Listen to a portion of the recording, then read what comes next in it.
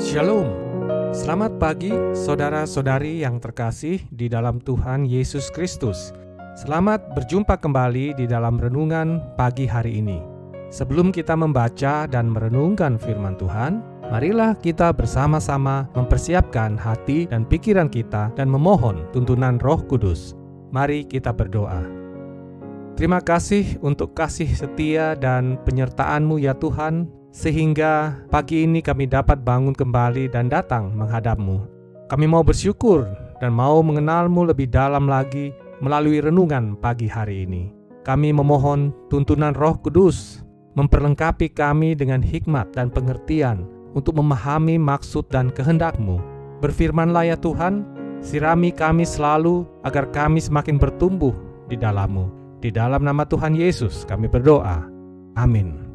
Saudara-saudari yang dikasihi Tuhan, renungan firman Tuhan pada pagi hari ini terambil dari Matius pasalnya yang ke-11 ayat 2 sampai ayat yang ke-6. Saya akan membacakannya untuk kita. Di dalam penjara, Yohanes mendengar tentang pekerjaan Kristus, lalu menyuruh murid-muridnya bertanya kepadanya, "Engkaukah yang akan datang itu? Atau haruskah kami menantikan orang lain?" Yesus menjawab mereka, "Pergilah dan katakanlah kepada Yohanes, apa yang kamu dengar dan kamu lihat. Orang buta melihat, orang lumpuh berjalan, orang kusta menjadi tahir, orang tuli mendengar, orang mati dibangkitkan, dan kepada orang miskin diberitakan kabar baik. Dan berbahagialah orang yang tidak menjadi kecewa dan menolak aku." Saudara-saudariku yang terkasih, judul renungan pada pagi hari ini adalah menyikapi keraguan. Saudara-saudari yang dikasihi Tuhan, sebagai orang percaya, kita tetap saja tidak terhindar dari keraguan, dan sikap yang ditunjukkan oleh masing-masing orang sangatlah beragam. Ada yang secara terbuka menyampaikan keraguannya, dan ada juga yang tidak terbuka, berusaha menyimpulkan jawaban berdasarkan persepsinya sendiri tanpa konfirmasi. Saudara-saudari yang dikasihi Tuhan, Yohanes Pembaptis mendapati dirinya ragu akan hal yang didengarnya tentang Kristus. Ia telah mendengarkan apa yang telah dikerjakan oleh Kristus, dan untuk menjawab keraguannya itu, ia meminta murid-muridnya agar bertanya kepada Yesus, karena dirinya sendiri tidak dapat melakukannya. Yohanes tidak bisa bertanya secara langsung, sebab saat itu ia sedang berada di dalam penjara. Yohanes Pembaptis ini dipenjara oleh penguasa kala itu, akibat ia berani menegur penguasa karena melakukan kesalahan. Saudara-saudari yang dikasihi Tuhan, pertanyaan Yohanes Pembaptis kepada Yesus, "Engkaukah yang akan datang itu, atau haruskah kami menantikan orang lain?" menunjukkan harapan yang sangat besar tentang kedatangan Mesias yang telah dinubuatkan sebelumnya oleh Nabi Yesaya. Dalam pandangan orang-orang Yahudi kala itu, sangat mengharapkan Mesias yang akan datang itu akan mendirikan kerajaan Israel baru, mengusir penjajahan Romawi. Yesus menjawab pertanyaan Yohanes dengan mengakhiri pesan pada ayat 6, yaitu, "Dan berbahagialah orang yang tidak menjadi kecewa dan menolak aku." Saudara-saudari yang dikasihi Tuhan, ada banyak harapan orang-orang saat itu akan Mesias yang datang. Ada banyak harapan yang digantungkan kepada Yesus yang telah banyak melakukan mujizat, menunjukkan kuasa. Tetapi pada akhirnya ada banyak orang yang menolaknya karena kemanusiaannya, karena penyalibannya ia mati. Ia tidak dapat melepaskan dirinya dari hukuman. Demikianlah orang-orang hanya menganggapnya sebagai manusia saja. Orang-orang kembali melihat sisi kemanusiaan Yesus. Yesus hanyalah manusia. Mereka tidak mempercayai bahwa ia adalah Allah.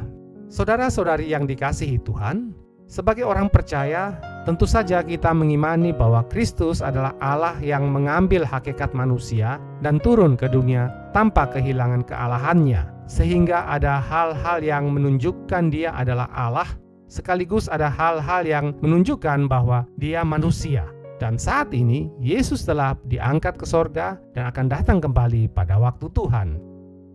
Saudara-saudari yang dikasihi Tuhan, kita hidup di dalam pengharapan hanya kepada Yesus. Kita tetap beriman hanya kepada Allah kita. Kita tetap menaikkan doa-doa dan permohonan hanya kepadanya. Mengikuti Yesus tidak membebaskan kita dari segala pergumulan.